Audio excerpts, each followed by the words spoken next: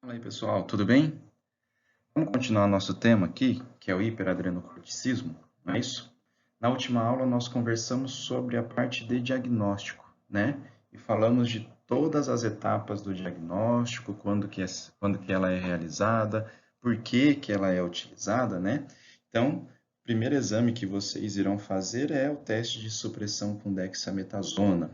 Não foi possível confirmar o diagnóstico ainda, então aí nós vamos para estimulação com ACTH, e assim por diante, né? Avaliar a razão cortisol creatinina urinária, se necessário, tentar dosar o ACTH basal ou até fazer um perfil sexual, né? Um painel androgênico, um painel sexual. Então, essas são as etapas do nosso diagnóstico, tá? Começando pelo exame mais simples, digamos assim, e menos caro, né, que é a supressão com dexametasona, partindo até para um painel sexual. E agora nós vamos trabalhar hoje com relação ao tratamento, ok? Então, quais são as modalidades de tratamento para o hiperadrenocorticismo típico, né? Então, é isso, lembrar a fisiopatogenia, né? Hipófise dependente ou adrenal dependente. Ou a gente classificou e chamou de jeitos diferentes, né? ACTH dependente e ACTH não dependente, né? Então, a gente colocou aqueles nomezinhos, uma classificação nova, tá? Do hiperadrenocorticismo adrenal dependente ou ACTH independente, né? Qual que são as modalidades de tratamento disponível? Retirada da glândula adrenal, né? Então, vai lá e retira essa glândula e ela não produz mais o cortisol. Ou faz uma adrenalectomia medicamentosa, ou seja, utiliza um fármaco, que é esse mitotane, que ele vai lá e vai destruir a nossa glândula adrenal, certo? Normalmente é o que a gente vai mais utilizar, a gente vai falar dele daqui a pouquinho. Para um hiperadrenocorticismo ACTH dependente, né, ou seja, por um problema causado lá na nossa hipófise, o que a gente pode fazer? Também controlar a produção de cortisol, tá? Tá escrito errado aqui, só corrijam isso, através do mitotane, que é o mesmo fármaco que nós utilizamos ali em cima, o trilostane, certo? Praticamente esses dois. Cetoconazol era utilizado, não é mais utilizado, certo? Então a gente nem vai abordar muito dele. A gente vai falar apenas do mitotane e do trilostane, certo? E também pode ser feita uma hipofisectomia. Logicamente, essa modalidade de tratamento cirúrgico, ela é feita na medicina humana, não é isso? Igual a imagenzinha que está subindo aqui para vocês, essa cirurgia ela é feita através dos seios nasais, olha só. Lembra que aqui eu tenho o esfenoide, o osso esfenoide, uma célula chamada de célula turca, e nessa célula turca nós temos a hipófise descansando ali. Se eu tenho uma neoplasia hipofisária, eu posso ir ali e destruir essa hipófise, né? Então, pronto. Uma hipofisectomia, uma cirurgia, que na veterinária isso é utopia, né? Pelo menos na rotina clínica isso não acontece, ok? Então essas são as modalidades do tratamento. Então, a adrenalectomia, né? Vamos falar agora do hiperadrenocorticismo ACTH independente ou hiperadrenocorticismo causado por uma neoplasia de glândula adrenal, certo? A nossa adrenalectomia cirúrgica. A modalidade de escolha para o hiperadrenocorticismo adrenal dependente ou ACTH independente, né? Logicamente, é uma neoplasia de glândula adrenal. Quando que a gente não vai utilizar esse procedimento para tratamento? Quando eu tiver metástases, né? Se eu tiver metástases em fígado, metástases em sistema venoso ou arterial próximo a essa glândula adrenal, logicamente, assim que eu tirar essa glândula adrenal, essas metástases vão começar a crescer descontroladamente, né? Então, é totalmente contraindicado no caso, certo? Lógico que a gente vai precisar fazer um tratamento prévio com esses fármacos que a gente ainda não viu, nós vamos ver, para evitar, logicamente, para controlar o hipercortisolismo, né? E também é totalmente contraindicado utilizar glicocorticoides, certo? Prévia à cirurgia. Então, a gente vai ter que usar um tratamento farmacológico para começar a destruir essa glândula adrenal com o mitotane e o trilostane, certo? E aí depois esse animal será submetido à cirurgia, né? Lembra que estamos falando da adrenalectomia, né? Da cirurgia para retirada dessa glândula adrenal. No operatório, né, ou no transcirúrgico, eu preciso suplementar o meu paciente com glicocorticoides, certo? Qual glicocorticoide a gente utiliza? Ou dexametasona, nessa dose aqui de 0,1 a 0,2 por infusão, certo? Essa infusão deve ser durante 6 horas, certo? E aí depois a gente começa a reduzir essa dose, tá? E depois o animal começa a receber esses glicocorticoides por via oral. Por quê? O que nós estamos fazendo? Nós não estamos retirando essa glândula adrenal. É a glândula adrenal que produz glicocorticoides, não é isso? Então a gente está tirando isso do animal. Consequentemente, eu tenho que suplementar isso para ele. Ou seja, o animal estava com hiperadrenocorticismo e agora ele vai apresentar um hipoadrenocorticismo. Então eu tenho que suplementar com glicocorticoides. E a suplementação via oral, tá aqui, ó, 0,25 a 0,5 mg por quilo de prednisona ou prednisolona, certo? E vamos reduzindo a dose a cada 3 a 4 meses, certo? Isso a gente faz quando o animal é submetido a uma adrenalectomia parcial, tá? Ou seja, eu retiro uma glândula adrenal e deixo a outra glândula adrenal no paciente, ok? Então, isso é o que a gente precisa fazer quando o animal é submetido a essa cirurgia para retirada de glândula adrenal. Logicamente, eu preciso de um cirurgião habilitado para esse tipo de procedimento cirúrgico. E agora, com uma adrenalectomia medicamentosa, né? Nós tínhamos falado da adrenalectomia cirúrgica, e agora nós vamos falar da adrenalectomia medicamentosa, tá? Lembrando, estamos falando do hiperadrenocorticismo ACTH independente, ou aquele por um problema na nossa adrenal, não é isso? Como que nós podemos fazer essa adrenalectomia medicamentosa? Que é a utilização deste fármaco, o mitotânio, que ele vai destruir a córtex da nossa glândula adrenal, tá? E, logicamente, destruindo a região cortical, eu paro com a produção de cortisol, eu paro com a produção dos glicocorticoides. Aí meu paciente vai entrar numa situação de hipoadrenocorticismo, então, consequentemente, depois eu preciso suplementar este animal com glicocorticoides. Aqui está o protocolo utilizado para esse mitotane, né, de 75 a 100 mg por dia, via oral, dividido em 3, 4 doses por dia, né, durante 25 dias. Olha só, mais o nosso glicocorticoide, de prednisona, né, de 0,25 a 0,5 mg por quilo, via oral BID, certo? Mais fludrocortisona. O que é esse fludrocortisona? Um mineralocorticoide. Eu estou destruindo a região cortical, responsável pela produção de glicocorticoides e responsável pela produção de mineralocorticoides, né? Lembra que mineralocorticoide é aldosterona, então a gente também vai ter que suplementar isso daí, certo? Então, essa adrenalectomia medicamentosa. Notem que eu estou utilizando um fármaco para destruir a glândula adrenal, a região cortical, não é isso? E estou suplementando esse animal com glicocorticoide e com mineralocorticoide também, certo? Então, isso é o protocolo para tratamento dessa neoplasia que acometeu a nossa glândula adrenal. E no hiperadrenocorticismo ACTH dependente, né? Então, hiperadrenocorticismo por um problema lá na hipófise, né? Então, aqui, hiperadrenocorticismo, hipófise dependente, tá? Qual que é o objetivo do tratamento? Também reduzir a produção de cortisol, certo? Lá pela região cortical da glândula adrenal. O que nós vamos utilizar? Novamente, o mitotane, que a gente já conversou no slide passado, né? Ele é um adrenocorticolítico, né, um quimioterápico, então ele vai destruir a região cortical da nossa glândula adrenal, como a gente já conversou no slide passado. Ou também podemos utilizar este outro fármaco, que é o tripostane, que ele é um adrenocorticostático, ou seja, ele inibe síntese do cortisol. Logicamente, se eu utilizar este fármaco e parar, essa síntese de cortisol vai voltar a ocorrer, ou seja, vai ocorrer a produção novamente deste cortisol.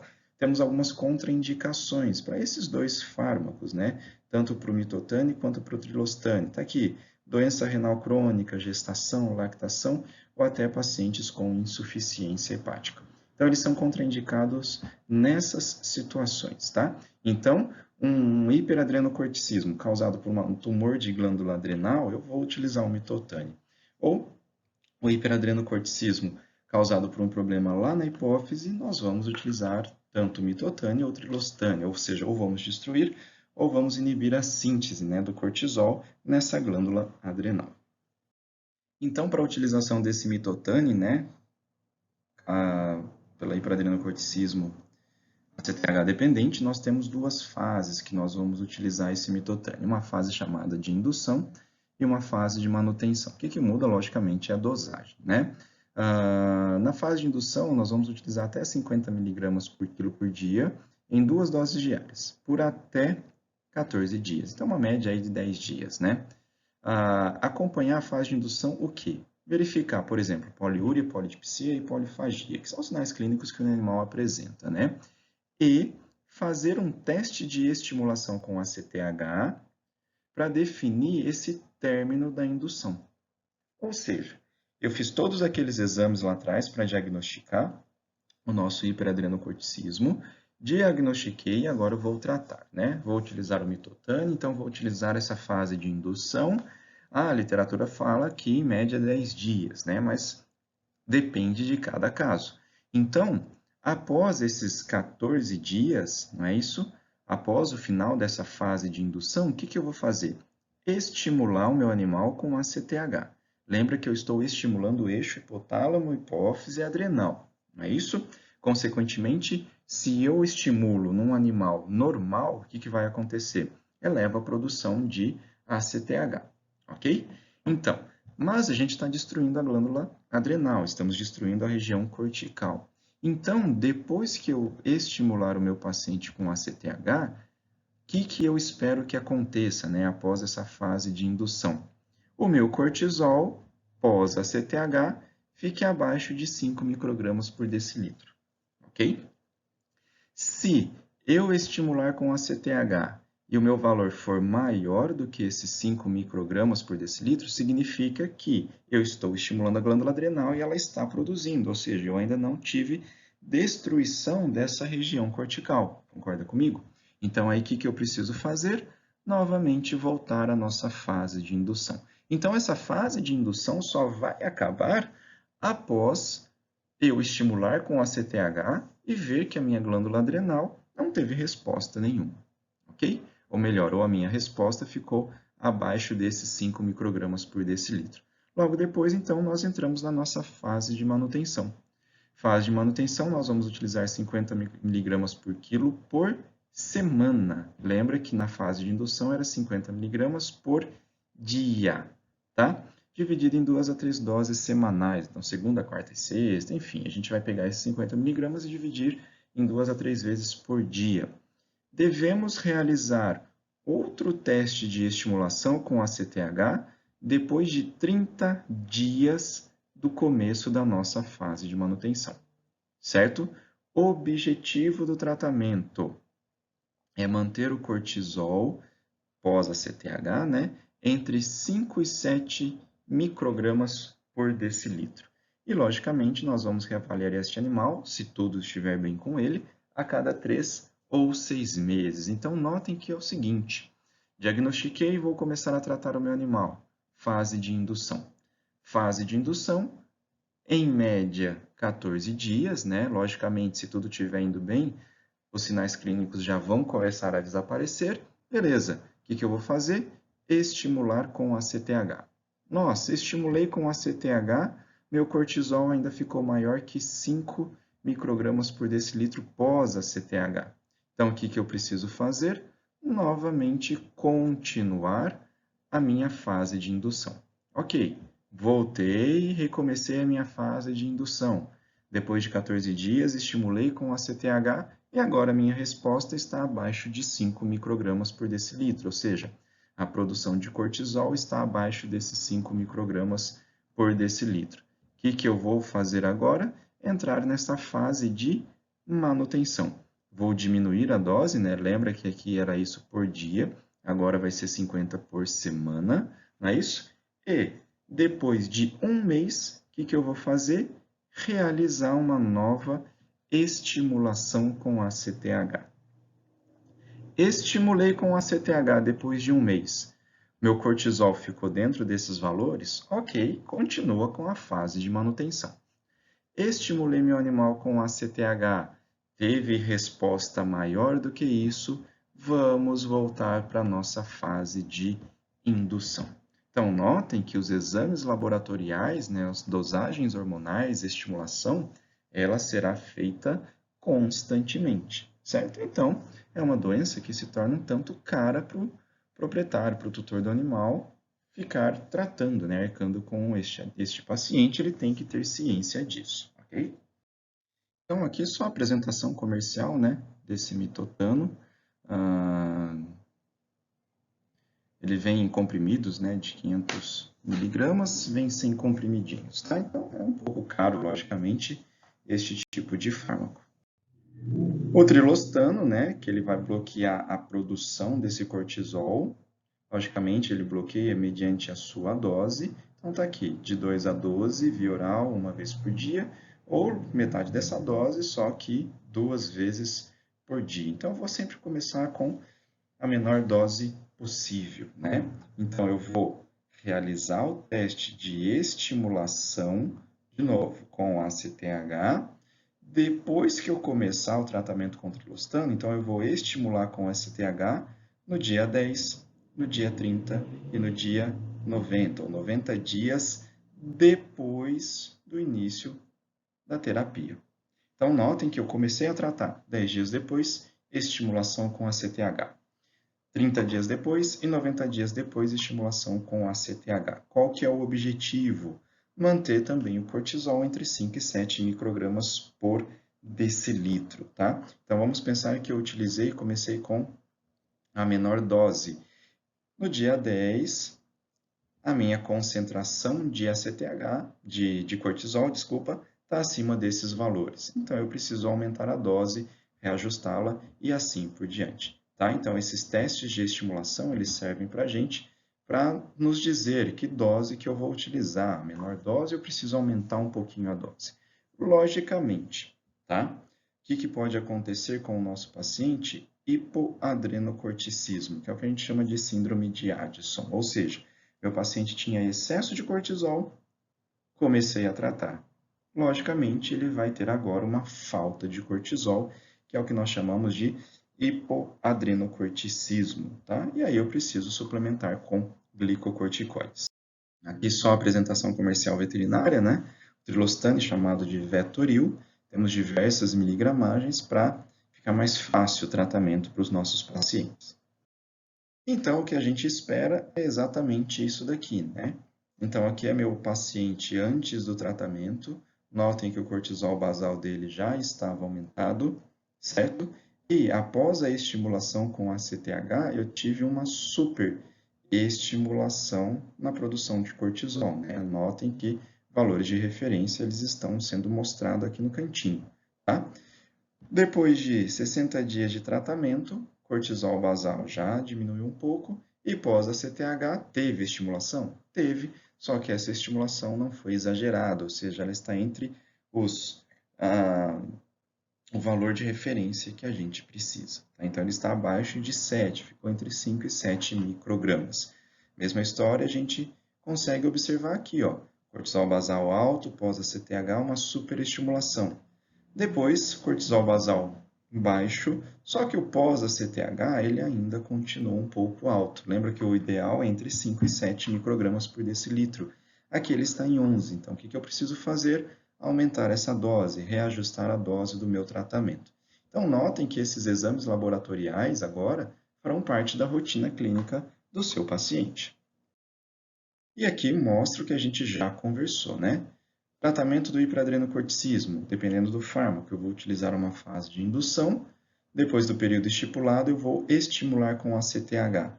Tive resposta, volta novamente à fase de indução. De novo, estimulei com ACTH, tive resposta de novo, continua na fase de indução. Eu vou ficar nesse ciclo até o meu animal não responder. Não respondeu, agora sim a gente vai entrar na nossa fase de manutenção, tá? Então é isso que vai acontecer durante o tratamento, durante o protocolo terapêutico do nosso paciente. Temos que tratar também as alterações concomitantes, né? O que é isso? As alterações que também acontecem durante o hiperadrenocorticismo. Por exemplo, nosso animal apresenta hipertensão arterial e, consequentemente, lesão glomerular ou uma proteinúria, não é isso? Então, se o animal tem hipertensão e apresenta proteinúria, o que a gente vai utilizar?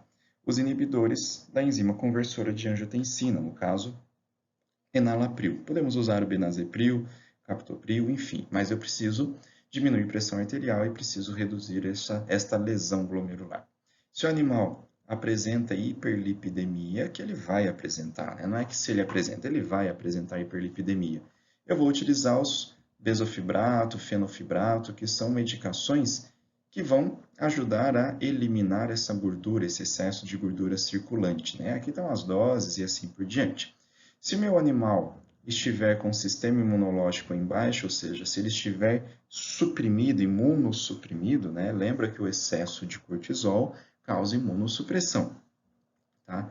Temos esses fármacos, filgrastim, leucogen, que a gente pode utilizar para melhorar ou tentar melhorar essa parte imunológica do nosso paciente, né? Então, são alterações que o nosso paciente provavelmente vai apresentar, certo? Se ele apresentar, lembra que é uma síndrome, né? Então, se ele apresentar essas alterações, logicamente nós devemos tratá-la também, não somente evitar a produção de cortisol. Se o meu paciente estiver estável, né, então eu já diagnostiquei, fiz o tratamento, fiz todo aquele protocolo de tratamento, e agora o meu paciente está em casa, estável, sendo tratado, né? O que a gente vai fazer? A cada 3 ou 4 meses, o nosso paciente vai ser submetido a uma reavaliação. Reavaliação com o quê? Com os exames laboratoriais, né, hemograma e bioquímico, função renal, função hepática, parte gordurosa do sangue, para ver se está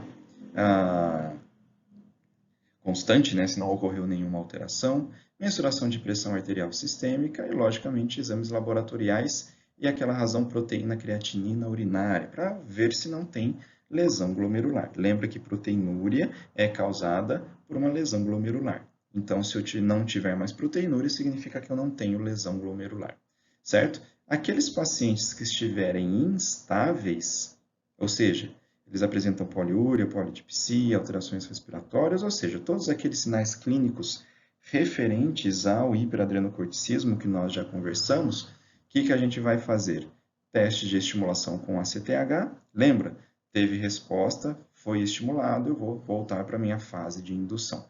Mais painel rotina endócrina, ou seja, dosagens hormonais deste paciente, certo? Então, é isso que a gente vai fazer de monitoração dos nossos pacientes. Se eles estão estáveis ou se eles estão instáveis, o que eu preciso fazer? E o prognóstico dos nossos pacientes em média de 30 meses. Então, após o diagnóstico, se o animal apresenta todos esses sinais clínicos, chega para você característico, né, do hiperadrenocorticismo, expectativa de vida média dele em torno de 30 meses, tá? Então, uns 2 anos e meio, mais ou menos. Então, o proprietário tem que estar ciente disso também. É uma doença cara para se diagnosticar, cara para se tratar e cara para se manter, ok? Ou seja, para manter o meu animal estável, em tratamento, né, de rotina, né, digamos assim. Então, o proprietário tem que estar ciente disso. Tem que estar ciente que, se tiver metástase, a expectativa ela vai diminuir, logicamente, tá? E o mais importante, né, tá aqui também, né? Eu tenho que conscientizar o proprietário sobre os sinais de hipoadrenocorticismo ou de insuficiência adrenal. Lembra que a gente ou destruiu a glândula, né, ou evitou a síntese do cortisol. Consequentemente, o animal pode ter uma deficiência total na produção desses glicocorticoides e entrar numa insuficiência de glândula adrenal.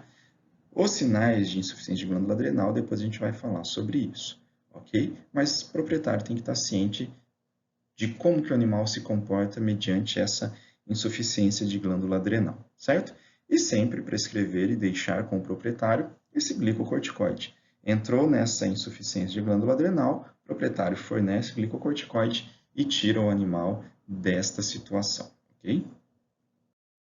Então, falamos do tratamento do hiperadrenocorticismo típico, né? Porque temos também o hiperadrenocorticismo atípico, ou oculto, que o animal apresenta aquelas alterações clínicas, né? E aí a gente terá que tratar também, tá? Então, está aqui, nós iremos tratar a obesidade, tratar o excesso de gordura sanguínea, né? Porque o animal vai apresentar isso, né? É um hiperadrenocorticismo oculto, mas ele vai apresentar alguns sinais clínicos também, tá? As opções de tratamento são as mesmas, tá? O mitotane, tá? A gente não vai usar o tripostane no caso, nessa situação, ou podemos utilizar também a melatonina, tá? E temos também uma alopecia chamada de alopecia X, onde o animal começa a ficar alopécico, simplesmente. Simplesmente ele começa a perder o pelo, só que não tem nenhuma lesão cutânea, não tem nada característico, tá? E aí a gente pode utilizar tripostane, mitotane, melatonina e, logicamente, precisamos castrar esse animal, que também isso é relacionado aos hormônios sexuais. Tá? Então, só para dar uma confundida aí na nossa situação, temos também o tratamento, temos também, né, desculpa, o hiperadrenocorticismo oculto, ou aquele que não é típico, né, um hiperadrenocorticismo atípico, ok? Então é isso, pessoal. Chegamos ao final desta patologia, que é a síndrome de Cushing. Realmente ela tem muitos pontos chaves, tem muitas particularidades, então por isso que nós gastamos tempo para falar de tratamento e agora para falar do diagnóstico e para falar do tratamento agora, tá? Espero que tenham gostado, assistam, façam suas anotações e venham tirar as dúvidas comigo. Do mais, é isso, nos vemos na nossa próxima aula. Grande abraço a todos e até a próxima.